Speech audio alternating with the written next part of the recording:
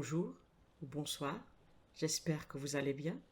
Aujourd'hui, nous allons découvrir ou redécouvrir une nouvelle d'Agatha Christie qui a largement contribué à la faire connaître et surtout à faire apprécier le concept de twist final. Donc sans plus tarder, on va commencer. L'histoire s'intitule Témoin à charge. Monsieur Mayhearn ajusta son pince-nez et s'éclaircit la voix avec la petite toux sèche qui lui était coutumière. Puis, il dévisagea de nouveau l'homme qui lui faisait face et qui était accusé de meurtre avec préméditation. Monsieur Mayhearn, homme de petite taille, avait des manières assurées, était élégamment vêtu et son regard perçant dénotait une intelligence vive. Il avait la réputation d'être un avocat remarquable. Il parla à son client d'une voix calme, empreinte de sympathie. « Je dois vous répéter que vous courez un grave danger et qu'il vous faut être absolument franc. » Léonard Vol, qui fixait le mur d'un air affolé, tourna les yeux vers son interlocuteur et répondit avec lassitude. « Je le sais bien, car vous me le répétez sans cesse.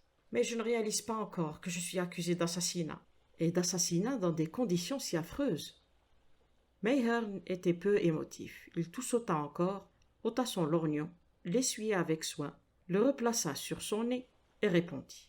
« Oui, oui, cher monsieur, nous allons faire un gros effort pour vous libérer et nous réussirons. Toutefois, il faut que je sois au courant des moindres détails afin de connaître l'étendue de l'accusation qui pèse sur vous, après quoi nous déciderons de la meilleure façon de vous défendre. » Le jeune homme continuait à le regarder du même air incompréhensif. Jusqu'alors, Mayhearn avait jugé l'affaire très grave et cru à la culpabilité du prisonnier. Pour la première fois, il éprouvait un doute. « Vous me croyez coupable, reprit Vol, d'un ton sourd. Mais je jure devant Dieu que je ne le suis pas. Quoique les apparences me désignent, je suis dans un filet dont je ne puis me débarrasser. Mais je suis innocent, maître, innocent. » Un jour, dans Oxford Street, je vis une dame âgée qui traversait la rue et qui portait de nombreux paquets. Arrivée au milieu de la rue, elle les laissa tomber et essaya de les ramasser. Elle s'aperçut qu'un autobus arrivait sur elle, parvint tout juste à gagner le trottoir et il y resta terrifié, car les passants l'interpellaient violemment. J'ai ramassé les paquets, les ai essuyés de mon mieux, renoué la ficelle de l'un d'eux et les lui ai remis. Vous lui avez sauvé la vie? Certes non, j'avais simplement fait un geste courtois. La vieille dame se montra fort reconnaissante, me remercia vivement et fit allusion à ma courtoisie supérieure à celle des jeunes générations. Je ne me souviens pas de la phrase exacte. Je soulevai mon chapeau et m'éloignai, convaincu de ne la revoir jamais. Mais la vie est pleine de coïncidences. Ce soir même, je la retrouvai, cette personne, à une soirée, chez des amis. Elle me reconnut et demanda que je lui sois présenté. J'appris qu'elle se nommait Emily French et habitait Cricklewood. Nous causâmes un instant, je suppose qu'elle devait éprouver des sympathies subites, car je lui plus à cause d'un geste poli que n'importe qui aurait pu faire. Quand elle partit, elle me serra fortement la main et m'invita à venir la voir. Je répondis que j'en serais ravi, et elle me demanda de fixer un jour. Je n'y tenais pas particulièrement, mais refuser eût été grossier, de sorte que je fixai le samedi suivant. Après son départ, j'ai appris par un ami qu'elle était riche, assez originale, vivait seule avec une domestique et avait 8 chats. Je comprends, dit Mayhearn. Vous avez su tout de suite qu'elle était dans une situation aisée. Si vous imaginez que je m'en suis préoccupé, s'écria Vol vivement. Mais l'avocat le fit taire d'un geste et déclara. Il faut que j'examine l'affaire telle qu'elle sera présentée par la partie adverse. Un observateur impartial n'aurait pas supposé que Miss French fût riche. Elle vivait simplement, presque pauvrement. Si l'on ne vous avait pas dit le contraire, vous l'eussiez probablement jugée peu fortunée, au début du mois. Qui vous a appris le contraire? Mon ami George Harvey, chez lequel avait lieu la soirée. Se souviendra-t-il vous en avoir parlé? Je ne sais pas, il s'est écoulé pas mal de temps. En effet, vous comprenez, le premier soin de ceux qui vous accusent consistera à prouver que vous étiez très désargenté. Ce qui est vrai, je crois. Léonard Vol rougit. Oui, répondit-il très bas. Je traversais une période de guigne. En effet, acquiesça Mayhearn. Étant donc gêné, vous avez fait la connaissance de cette vieille dame riche et avez cultivé assidûment cette relation. Si nous pouvions déclarer que vous ignoriez qu'elle était fortunée et que vous y alliez par pure bonté, ce qui était absolument vrai, C'est possible, je n'en disconviens pas. J'examine la question du point de vue extérieur. Tout dépendra de la déclaration de M. Harvey. Se souviendra-t-il de votre conversation? Pourra-t-il être troublé par l'avocat de la partie adverse, au point de croire que cet entretien fut situé plus tard? Vol réfléchit un instant, puis répondit d'un ton ferme, mais en pâlissant. Je ne crois pas, maître Mayhew, que cette manœuvre réussirait. Plusieurs personnes ont entendu ce que disait Harvey et m'ont plaisanté au sujet de ma riche conquête. L'avocat essayait de cacher sa déception en faisant un geste de la main et répondit. Dommage, mais je vous félicite de votre franchise, et c'est vous qui me guiderez désormais. Vous voyez juste, et le système que j'envisageais serait désastreux. Laissons cela. Vous avez donc fait la connaissance de Miss French. Vous lui avez rendu visite et vous avez continué. Il nous faut savoir pourquoi un homme de votre âge, 35 ans, beau garçon sportif aimé de vos amis, a consacré une partie notable de son temps à une femme âgée, dont les goûts devaient être fort éloignés des vôtres. Vol tendit les mains en un geste nerveux. Je ne puis l'expliquer vraiment. À la fin de ma première visite, elle m'a supplié de revenir. Elle m'a dit qu'elle était isolée et malheureuse. Il m'était difficile de refuser, d'autant plus qu'elle me témoignait une si grande sympathie que j'en étais touché. Voyez-vous, maître, je suis faible de nature, je ne sais pas dire non. Et vous ne me croirez peut-être pas, mais après lui avoir fait 3 ou 4 visites, je me suis sincèrement attaché à cette vieille femme. Ma mère mourut alors que j'étais très jeune. Une de mes tantes m'a élevée jusqu'à ce que j'aie 15 ans. Puis elle est morte aussi. Si je vous avoue que j'étais heureux d'être choyé et gâté, vous en rirez sans doute. L'avocat ne riait pas. Il ôta de nouveau son lorgnon, le frotta, ce qui prouvait qu'il était songeur. « J'accepte votre explication, dit-il enfin, car j'estime qu'elle est vraisemblable du point de vue psychologique. L'opinion du jury pourrait être différente. Je vous en prie, continuez votre récit. À quel moment Miss French vous a-t-elle pour la première fois demandé de vous occuper de ses intérêts? Après ma 3e ou 4e visite, elle n'entendait pas grand-chose aux questions pécuniaires et s'inquiétait au sujet d'un placement. M. Mayhew leva vivement la tête. « Attention, dit-il, la femme de chambre Janet Mackenzie affirme que sa maîtresse était une excellente femme d'affaires. S'occuper de tous ses placements, opinion corroborée par les déclarations de ses banquiers. »« Je n'y puis rien, protesta Vol, c'est Miss French qui a dit le contraire. » L'avocat le dévisagea pendant un instant sans répondre.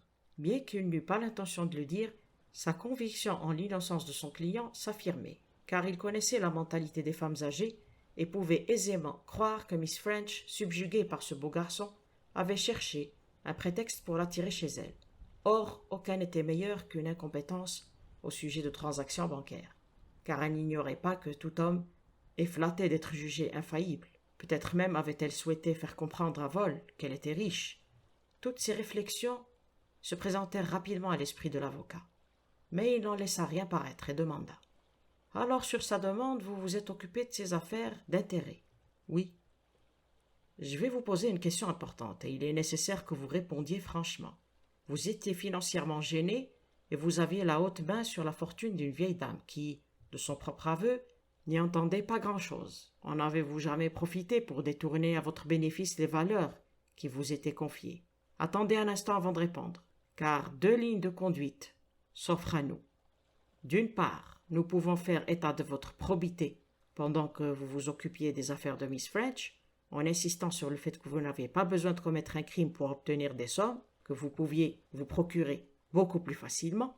Si d'autre part, dans votre manière d'agir, il y a des détails dont l'accusation pourra faire état, autrement dit, si l'on peut prouver que vous avez fait chanter cette vieille dame, nous dirons que vous n'aviez aucun motif pour la tuer puisque vous en retiriez d'elle un revenu appréciable. Vous voyez la différence. Je vous adjure donc de réfléchir avant de répondre. Mais Léonard Vol n'en fit rien et dit aussitôt. La manière dont je me suis occupé des affaires de Miss French est parfaitement honnête. J'ai pris soin de ses intérêts du mieux que j'ai pu, ainsi que n'importe qui peut s'en apercevoir aisément. Merci, répondit Mayhew. Vous me soulagez beaucoup car je vous crois trop intelligent pour mentir dans un cas aussi important. Sûrement, affirma Vol. Ce qui plaide en plus en ma faveur, c'est l'absence de motif. Si l'on croit que j'ai été aux petits soins pour une vieille dame riche, dans l'espoir de lui soutirer de l'argent, et c'est bien le sens de vos paroles, sa mort doit me décevoir complètement. L'homme de loi le dévisagea, puis il remit à jouer avec son lorgnon, et ne reprit la parole que lorsqu'il l'eut remis sur son nez. Ne savez-vous donc pas que Miss French a laissé un testament? qui fait de vous son principal légataire. Comment? Vol se dressa d'un bond, et son désarroi fut évident. Mon Dieu, que dites-vous? Elle m'a laissé de l'argent? Mayhearn acquiesça, et Vol retomba sur son siège en mettant la tête dans ses mains. Vous prétendez ne rien savoir à cet égard? Prétendre? Je ne savais rien, absolument rien. Que diriez-vous si je vous déclarais que la femme de chambre, Janet Mackenzie, affirme que vous étiez au courant, car sa maîtresse lui avait déclaré vous avoir consulté à cet égard, et vous avoir fait part de ses intentions. Elle ment. Non, j'exagère, Janet est une femme âgée qui veillait de près sur sa maîtresse et qui ne m'aimait pas. Elle était jalouse et soupçonneuse. Il est possible que Miss French lui ait confié ses intentions et que la servante ait mal compris ou, encore, ait cru que j'avais fait pression sur elle. Elle doit actuellement se figurer que Miss French le lui avait dit. Vous ne supposez pas qu'elle vous détestait au point de mentir volontairement? Léonard Vol parut effaré et consterné. Sûrement pas. Dans quel but? Je l'ignore, dit l'avocat d'un air pensif. Mais elle est très dure à votre sujet. Le malheureux garçon gémit et murmura. Je commence à comprendre. C'est affreux. On dira que j'ai poussé Miss French à faire un testament en ma faveur, puis je suis allé chez elle ce soir-là, où il n'y avait personne, et qu'on l'avait trouvée morte le lendemain. C'est affreux. Vous vous trompez en disant qu'il n'y eut personne. Janet devait sortir en effet ce soir-là, mais à 21h30, elle est revenue pour chercher un patron qu'elle avait promis à une amie. Elle est entrée par la porte de service et est montée dans sa chambre. Puis elle est repartie. Elle a entendu des voix dans le salon. Elle a cru, sans les reconnaître, que l'une était celle de Miss French et l'autre celle d'un homme. À 21h30, dit Vol. Il se dressa d'un bond. Alors je suis sauvé, sauvé. Que voulez-vous dire? À cette heure-là, j'étais de retour chez moi, et ma femme pourra vous le confirmer. J'ai quitté Miss French à 20h55. Ma femme était à la maison et m'attendait. Oh, Dieu soit loué, soit béni le patron que cherchait Janet Mackenzie. Dans sa joie, Vol n'avait pas remarqué que l'expression sévère du visage de son avocat ne s'était pas modifiée. Mais quand Mayhearn répondit, toute joie l'abandonna. À votre avis, qui a tué Miss French? Un cambrioleur, ainsi que nous l'avons pensé tous, tout d'abord. Souvenez-vous qu'une fenêtre a été forcée. La victime a été assommée à l'aide d'un lourd levier, que l'on a retrouvé près du corps. Plusieurs objets manquaient. Sans les absurdes soupçons de Janet et son antipathie pour moi, la police n'aurait jamais perdu la bonne piste. Cela ne suffit pas, répondit l'homme de loi. Ce qui manque n'avait aucune valeur et n'a été dérobé que pour donner le change.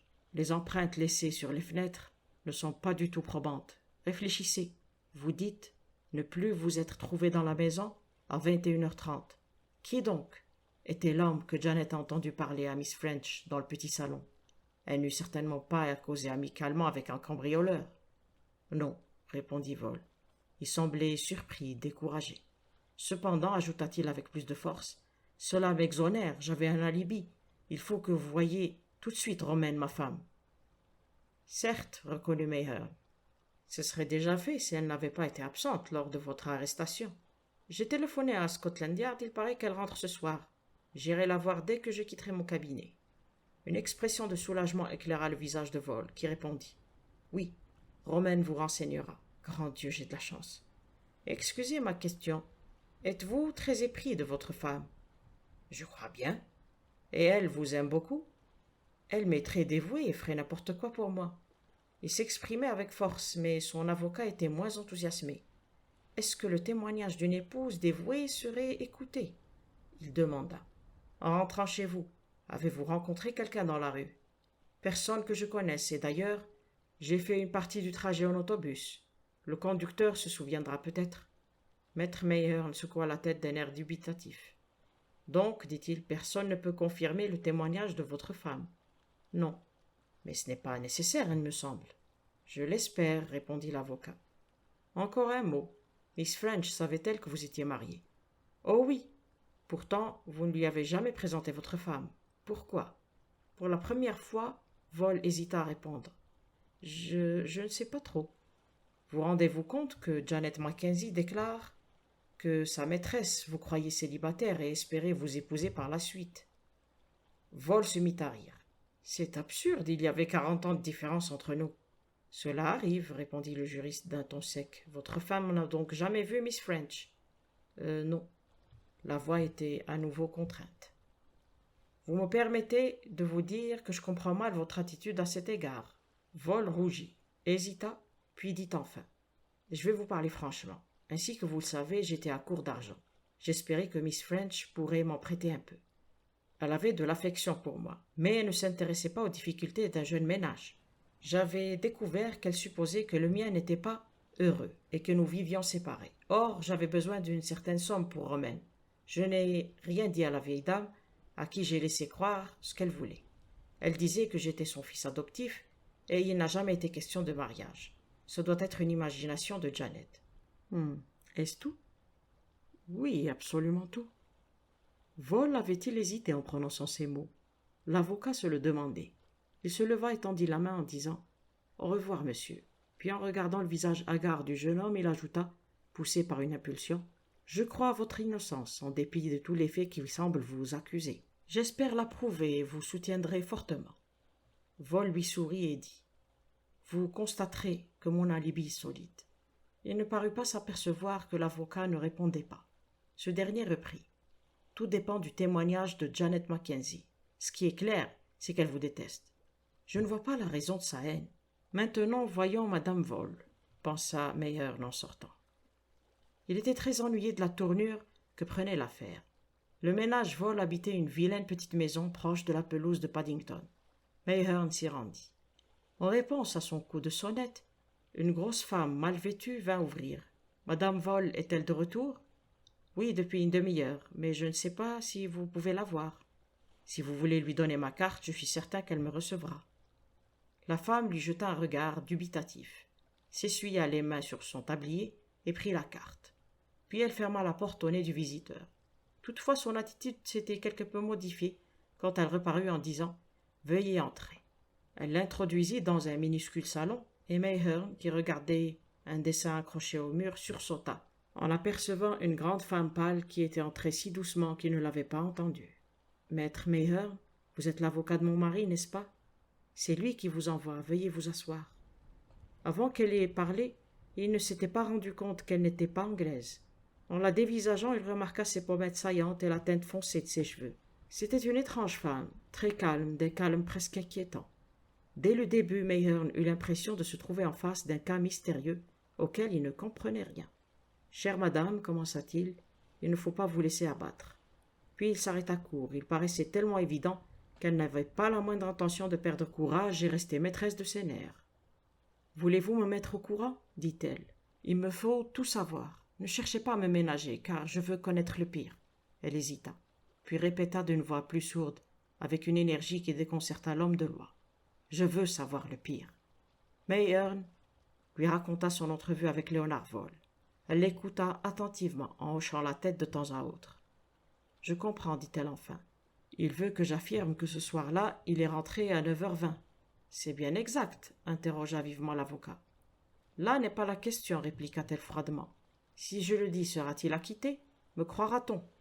Le juriste fut déconcerté, qu'elle sût si vite toucher le point important. Elle reprit. Je désire voir si cela suffira. Une autre personne soutiendra-t-elle ma déclaration?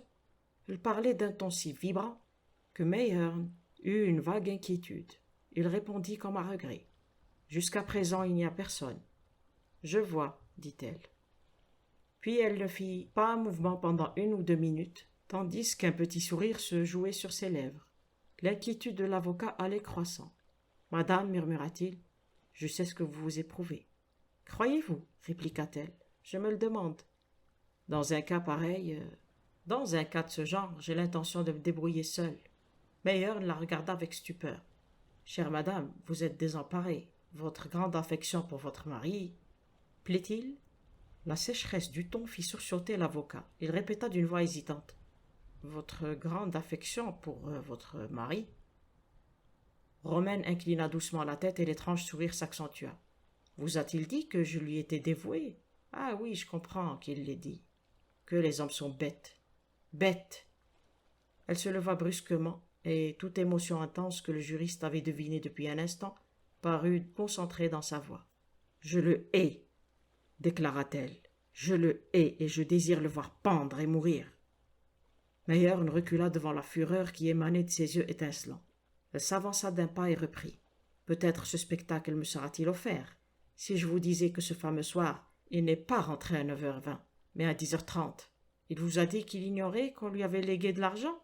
S'il vous affirmait qu'il était au courant et qu'il l'a tué pour le toucher, il me l'a avoué ce soir-là, quand il est rentré. Il y avait du sang sur sa veste. Si je me levais à la barre des témoins pour lui crier tout haut, elle défiait son interlocuteur du regard. Au prix d'un gros effort, il dissimula sa stupeur croissante et tenta de parler avec calme. Vous ne pouvez témoigner contre votre mari. Ce n'est pas mon mari. Elle avait parlé si vite qu'il crut avoir mal entendu. Ce n'est pas mon mari. J'étais actrice à Vienne, mon mari est vivant, mais dans un asile d'aliénés, de sorte que je ne pouvais pas épouser Vol. J'en suis heureuse maintenant. Voulez-vous répondre à une question demanda Mayher, qui parvint à reprendre son aspect calme et froid habituel. Pourquoi êtes-vous si dur envers Vol? Elle sourit un peu, secoua la tête et répondit. Vous voudriez le savoir, mais je ne le dirai pas. Je garderai mon secret. L'avocat fit entendre sa petite toux sèche, se leva et répondit. Il n'y a aucune raison pour que nous prolongions cet entretien. Je communiquerai avec vous après avoir vu mon client.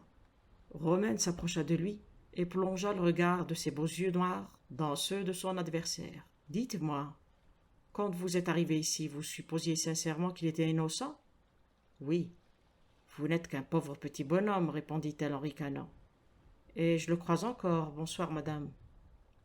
Il sortit en emportant l'image de la violence de cette créature et pensa « Cette affaire va être diabolique ». Il jugeait le cas infernal et considérait la femme comme très dangereuse. Que pouvait-il faire? Ce malheureux garçon n'avait pas la moindre chance de s'en tirer. Peut-être, après tout, était-il coupable? Non, pensa Meyer, il y a trop de preuves contre lui. Je ne crois pas ce que dit cette femme. Elle fabriquait toute l'histoire, mais elle n'osera pas le répéter au tribunal. Toutefois, il lui souhaitait en être plus sûr. Les débats furent brefs et dramatiques. Les principaux témoins de l'accusation furent Janet Mackenzie, domestique de la morte, et Romaine Heilger, de nationalité autrichienne, maîtresse de l'accusé.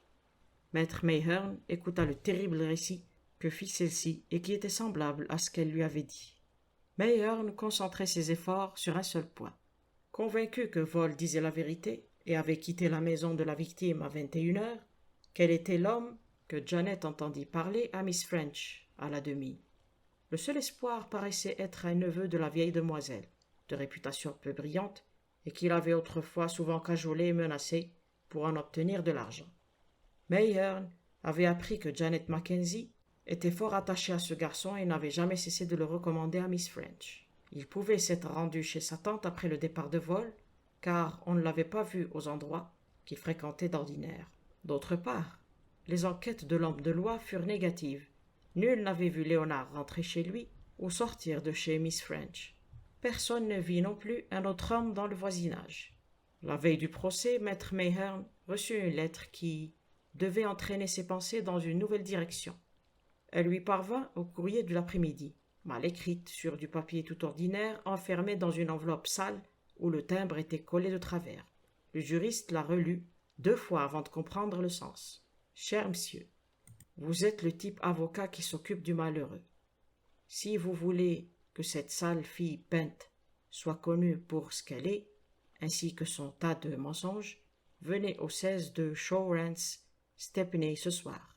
Ça coûtera 2000 francs. Demandez Mam Moxon. » Le juriste lut et relut l'étrange épître.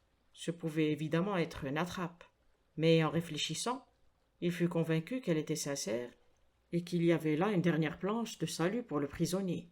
La déposition de Romaine Heilger le perdait sûrement, et le système que comptait adopter la défense, à savoir que la déclaration d'une femme qui vivait d'une manière immorale ne pouvait être prise en considération, était assez faible. Mayhern estimait devoir essayer de sauver son client. Il lui fallait se rendre à Shorehams. Il trouva difficilement la maison en question. C'était une ruine dans une impasse nauséabonde, mais il finit par l'atteindre. Ayant demandé Madame Moxon, on lui indiqua le 3e étage. Il monta, frappa, et ne recevant aucune réponse, frappa une seconde fois. Il entendit alors des pas traînants, une porte s'entr'ouvrit avec précaution, et une personne toute courbée jeta un regard dans le couloir. Puis tout à coup la femme fit entendre un rire grinçant, et écarta lentement et largement le battant. « C'est donc vous, mon petit » Vous êtes bien seul. Vous ne tendez pas de piège, hein? Très bien. Vous pouvez entrer. » L'homme de loi pénétra en hésitant dans une pièce très sale, mal éclairée par un vieux bec de gaz. Il y avait un lit en désordre dans un coin, une table en bois blanc et 2 chaises branlantes. Brusquement, Mayhearn vit mieux la locataire de ce peu séduisant logement. D'âge moyen, un peu bossu, elle avait une masse de cheveux gris en désordre et une écharpe lui entourait la figure. Voyant qu'il la regardait, elle éclata du même rire brutal et dit « Vous vous demandez pourquoi je cache ma beauté, chérie? Avez-vous peur qu'elle vous séduise? Vous allez voir. » Elle dénoua l'écharpe et Mayhearn recula involontairement devant la tache rouge qui recouvrait un côté du visage. Elle la noua et dit « Vous n'avez pas envie de m'embrasser, petit? Ça ne m'étonne pas. Pourtant j'ai été une jolie fille il n'y a pas si longtemps que vous le croyez. C'est le vitriol qui a fait ça. Mais je me vengerai. » Elle se mit à blasphémer affreusement, puis finit par se taire en ouvrant et fermant les mains nerveusement. « Assez, » dit sévèrement Mayhearn. « Je suis venu parce que je suppose que vous pouvez me fournir un renseignement qui innocentera Léonard Vol, mon client. Est-ce vrai? » La mégère lui jeta un regard astucieux et grinça. « Et l'argent, petit? 2000 balles, je vous dis. Vous avez le devoir de témoigner et on peut vous y obliger. C'est pas vrai, je suis vieille et je sais rien. Mais si vous me donnez 2000 balles, peut-être que je pourrais vous donner une idée ou deux. » « Quel genre d'idée? Que diriez-vous d'une lettre? Une lettre d'elle. Vous occupez pas comme je l'ai trouvé. C'est mon affaire. Et vous sera utile. Mais je veux mes 2000 balles. » Mayhearn la regarda froidement et décida. « Je vous donnerai 1000 francs, pas plus. Et seulement si la lettre est bien telle que vous la prétendez. »« 1000 francs » cria-t-elle furieuse. « 1500 francs, c'est mon dernier mot. » Il se leva comme pour partir, puis, tout en surveillant la vieille, il sortit son carnet de sa poche et compta 15 billets. « Vous voyez, c'est tout ce que j'ai, sur moi. C'est à prendre ou à laisser. » Il avait compris que la vue des billets serait souveraine. Elle blasphéma, grogna, mais finit par s'approcher du lit et retira quelque chose de sous le matelas. « Voilà, c'est la première que vous voulez. » La vieille jeta un paquet de lettres à Mayhearn, qui dénoua la ficelle et regarda les feuilles de son air calme. La mégère qui le surveillait ne put rien lire sur son visage. Il lut chaque lettre, puis reprit la première et la relut. Après quoi, il rattacha la liasse avec soin. Chacune des lettres parlait d'amour et avait été écrite par Romain Heilger. Mais Léonard Vol n'était pas le destinataire. La première était datée du jour de son arrestation.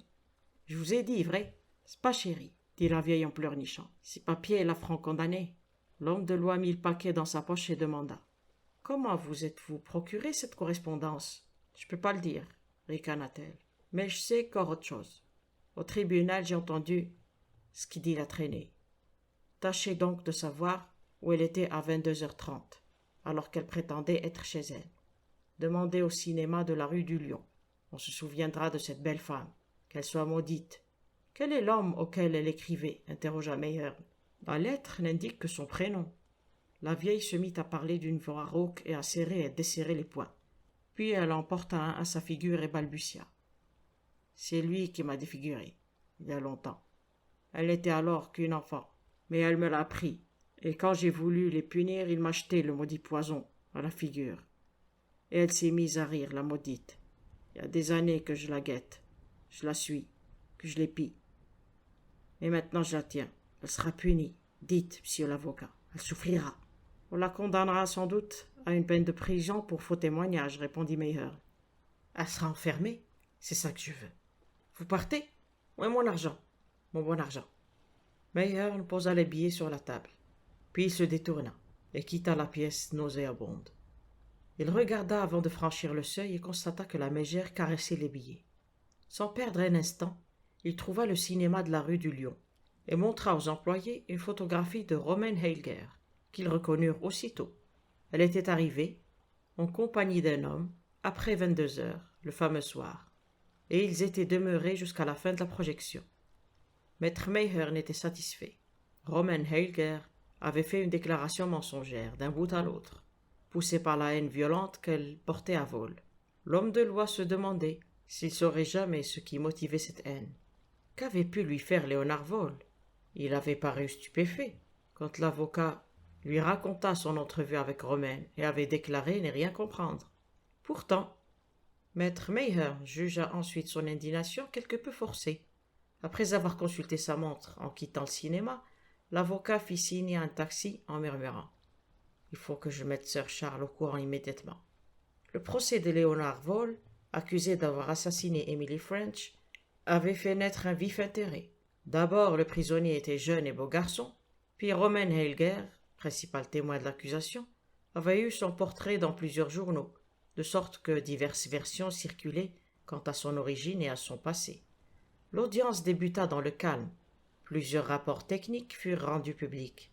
L'avocat de la défense parvint à relever les contradictions dans le récit de la bonne quant aux relations de Vole avec Miss French. Puis, il souligna que, tout en déclarant avoir entendu une voix d'homme dans le salon le soir du crime, rien ne prouvait que ce fût celle de l'accusé. Il parvint à démontrer qu'un sentiment de jalousie envers le prisonnier constituait le mobile auquel obéissait le témoin. Le témoin suivant fut appelé. « Vous vous appelez Roman Helger ?»« Oui. »« Vous êtes autrichienne ?»« Oui. »« Depuis 3 ans, vous avez vécu avec le prisonnier, en vous faisant passer pour son épouse. » Pendant un court instant, les yeux de Romaine se croisèrent avec ceux du prisonnier et jetèrent une lueur étrange.